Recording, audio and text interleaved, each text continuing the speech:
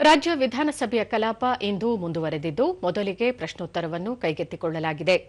ಸದಸ್ಯ ಸುರೇಶ್ ಶೆಟ್ಟಿ ಅವರ ಪ್ರಶ್ನೆಗೆ ಉತ್ತರಿಸಿದ ಮಹಿಳಾ ಮತ್ತು ಮಕ್ಕಳ ಕಲ್ಯಾಣ ಸಚಿವೆ ಲಕ್ಷ್ಮೀ ಹೆಬ್ಬಾಳ್ಕರ್, ರಾಜ್ಯದಲ್ಲಿ ಅಂಗನವಾಡಿ ಕಾರ್ಯಕರ್ತೆಯರು ಹಾಗೂ ಸಹಾಯಕರ ಹುದ್ದೆಗಳನ್ನು ಶೀಘ್ರವೇ ಭರ್ತಿ ಮಾಡಲು ಸರ್ಕಾರ ಅಗತ್ಯ ಕ್ರಮ ಕೈಗೊಂಡಿದೆ ಎಂದು ತಿಳಿಸಿದರು.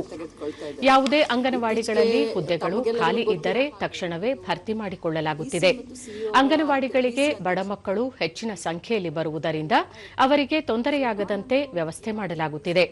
ಜಿಲ್ಲಾಧಿಕಾರಿ ಅಧ್ಯಕ್ಷತೆಯಲ್ಲಿ ಸಮಿತಿ ಇರಲಿದ್ದು, ಹುದ್ದೆಗಳು ಖಾಲಿ ಇದ್ದರೆ 90 ದಿನದೊಳಗೆ ನೇಮಕಾತಿ ಪ್ರಕ್ರಿಯೆ ಪೂರ್ಣಗೊಳಿಸುವಂತೆ ಈಗಾಗಲೇ ಸೂಚನೆ ನೀಡಲಾಗಿದೆ ಎಂದು ಹೇಳಿದರು.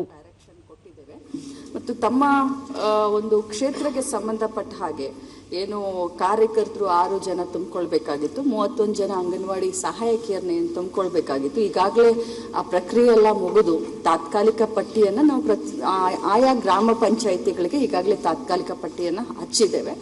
ಇನ್ನೊಂದು ವಾರದಲ್ಲಿ ಇದು ಆಯ್ಕೆ ಪ್ರಕ್ರಿಯೆ ಸಂಪೂರ್ಣವಾಗಿ ಮುಗಿಯುತ್ತೆ. ಜೊತೆಯಲ್ಲಿ ತಾವು ಒಂದು ಮಾಹಿತಿಯನ್ನು ಕೇಳಿದ್ರಿ, ಯಾರು ಆಯ್ಕೆ ಆಗಬೇಕು ಕಾರ್ಯಕರ್ತರಾಗಲಿ ಸಹಾಯಕಿಯರಾಗಲಿ ಅವರು ಆ ಊರಿನ ವಾಸಿಗಳಾಗಿರ್ಬೇಕು, ನಿವಾಸಿಗಳಾಗಿರಬೇಕು. ಒಂದು ಸಂದರ್ಭದಲ್ಲಿ ಅವರು ಆ ಊರಿನ ನಿವಾಸಿಗಳು ಇಲ್ಲ ಅಂತಂದ ಸಂದರ್ಭದಲ್ಲಿ ಆ ಒಂದು ಗ್ರಾಮ ಪಂಚಾಯಿತಿಗೆ ಆ ಒಂದು ಹೋಬಳಿಗೆ ಅವರು ಅಲ್ಲಿ ವಾಸವಾಗಿದ್ರೆ ರಹವಾಸಿಗಳ ಸರ್ಟಿಫಿಕೇಟ್ ಅನ್ನ ಹಚ್ಚಿದ್ರೆ ಖಂಡಿತವಾಗ್ಲೂ ಅವ್ರನ್ನ ನಾವು ಕನ್ಸಿಡರ್ ಮಾಡಿ. ಪ್ರಮುಖವಾಗಿ ಸಮಾಜ ಕಲ್ಯಾಣ ಇಲಾಖೆಗೆ ಸಂಬಂಧಿಸಿದ ವಿಷಯಗಳ ಕುರಿತು ಸುದೀರ್ಘ ಚರ್ಚೆ ನಡೆಯಿತು. ಪರಿಶಿಷ್ಟ ಜಾತಿ ಮತ್ತು ಪರಿಶಿಷ್ಟ ಪಂಗಡ ಹಾಗೂ ಇತರೆ ಹಿಂದುಳಿದ ವರ್ಗಗಳ ನಿಗಮಗಳಿಗೆ ಅತಿ ಕಡಿಮೆ ಅನುದಾನ ಒದಗಿಸಲಾಗುತ್ತಿದೆ. ಪರಿಶಿಷ್ಟ ಜಾತಿ ಮತ್ತು ಹಿಂದುಳಿದ ವರ್ಗಗಳ ಕಲ್ಯಾಣಕ್ಕಾಗಿ ಶ್ರಮಿಸಬೇಕಾದ ಸರ್ಕಾರ ಈ ಸಮುದಾಯವನ್ನು ನಿರ್ಲಕ್ಷಿಸುತ್ತಿದೆ ಎಂದು ಹಲವು ಸದಸ್ಯರು ಆರೋಪಿಸಿದರು.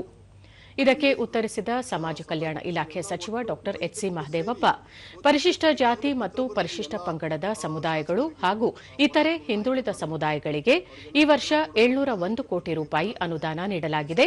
ಇನ್ನು ಹೆಚ್ಚಿನ ಅನುದಾನಕ್ಕಾಗಿ ಮುಖ್ಯಮಂತ್ರಿ ಅವರಲ್ಲಿ ಕೋರಿರುವುದಾಗಿ ಹೇಳಿದರು.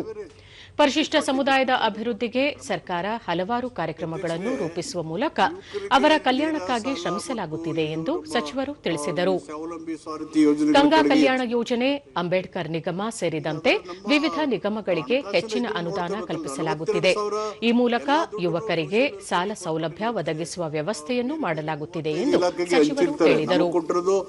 6,000 ಚಿಲ್ಲರೆ ಕೋಟಿ ನಮಗೆ ಸೋಷಿಯಲ್ ವೆಲ್ಫೇರ್ ಬರೋದು, ಅದರಲ್ಲಿ ನಾವು ಎಲ್ಲಿ ನಿಗಮಕ್ಕೆ ಎಷ್ಟೆಷ್ಟು ಕೊಟ್ಟಿರುತ್ತೆ ಅದರ ಇದಕ್ಕಾಗಿ ಅಲ್ಲಿ ನಾವು ಎಷ್ಟು ಲಭ್ಯತೆ ಇದೆ ಅದರ ಮೇಲೆ ಮಾಡ್ತೀವಿ.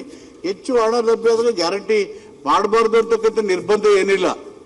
ನಮಗೂ ಕೂಡ ಎಲ್ಲಾನು ಒಂದು 5-10 ವರ್ಷದಲ್ಲಿ ಎಲ್ಲ ಯುವಕರು ರಿಹ್ಯಾಬಿಲಿಟ್ ಆಗಬೇಕು, ಎಲ್ಲ ದಲಿತರೆಲ್ಲ ಸ್ವಾಭಿಮಾನ ಬದುಕಬೇಕು ಅಂತಕ್ಕಂಥದ್ದೇ ಬೈಕೆ. ಆದರೆ ನಮ್ಮಲ್ಲಿ ಇರ್ತಕ್ಕಂಥ ಹಣಕಾಸಿನ ಲಭ್ಯತೆಯೂ ಕೂಡ ಗಮನದಲ್ಲಿ ಇಟ್ಕೋಬೇಕಾಗುತ್ತೆ.